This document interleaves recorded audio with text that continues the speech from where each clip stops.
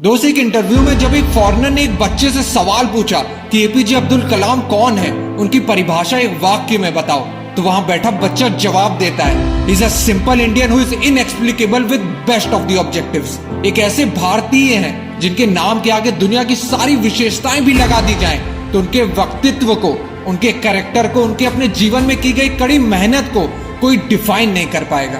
नमन है ऐसे इंसान को जिनका जन्म तो गरीब परिवार में हुआ, पर उनके सपने किसी पैसे के मोहताज नहीं थे। जो 1 घंटे फ्री ट्यूशन पढ़ने के लिए 3 बजे सुबह उठ के नहा धो के 4 बजे अपने टीचर के घर पहुंच जाते थे। जिनके पास सपनों के नाम पे बस देश के लिए कुछ कर गुजरने की चाहत थी और दौलत के नाम पे बस किताबें।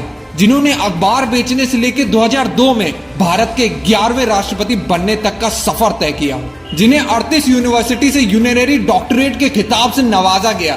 एक ऐसी हस्ती जो 26 मई 2005 को जब स्विट्जरलैंड में लैंड करता है, तो उस दिन को उस देश में साइंस डे घोषित कर दिया जाता है। पद्म भूषण, पद्म विभूषण, भारत रत्न, जिन्हें भारत के 3 सर्वोच्च सिविलियन अवार्ड मिल चुके हैं। उनका पूरा जीवन ही हद पार मेहनत करने की परिभाषा है।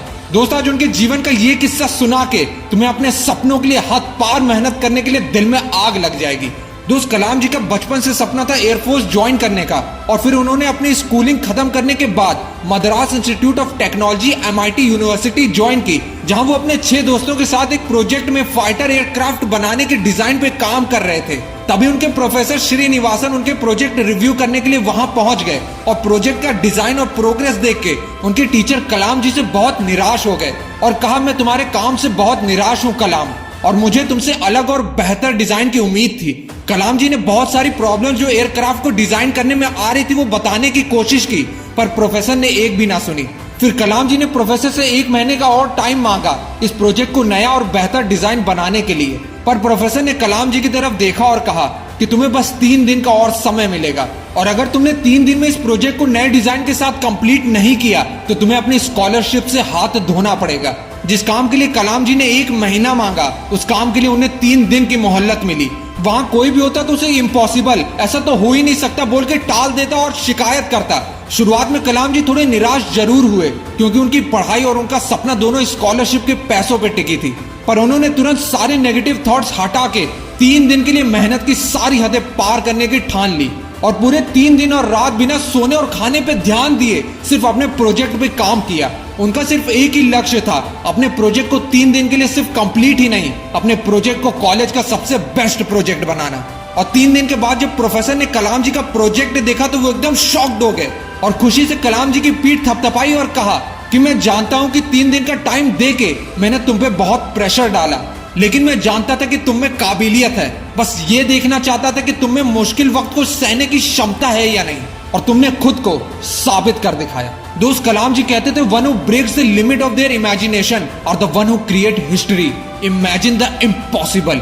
अपनी सोच की कोई सीमा मत रखो, तुम असंभव भी कर सकते हो। मनुष्य को जीवन में कठिनाइयों का सामना करना पड़ेगा, क्योंकि सफलता का आनंद उठाने के लिए वो आवश्यक है। दोस्त, वो एक दिन था जब कलाम जी ने अपने कॉलेज प्रोजेक्ट में फाइटर एयरक्राफ्ट का बेस्ट डिजाइन बनाया, और ये खुद के सपनों पर विश्वास और कड़ी मेहनत ही थी। जब कलाम जी के जीवन में वो दिन भी आया जब 6 महीने की हार्ड ट्रेनिंग के बाद रियल Su-30 फाइटर प्लेन को उड़ाया और अपने बचपन के सपने को पंख लगाया। दोस्त, जीवन ऐसा जियो कि आपके मरने के बाद भी लोग आपको सदियों तक याद रखें।